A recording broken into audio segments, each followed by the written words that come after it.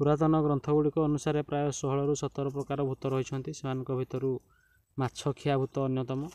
आपण मैंने देखुवा साइड जो चित्रटी रही ये हूँ माछखिया भूत ठीक देखा यहीपरी आपण मैंने जानले माछखिया भूत ना माछखिया भूत मत्स्यखिया भूत किंबा माछखिया भूतर माछ प्रति भारी लोभ थाए।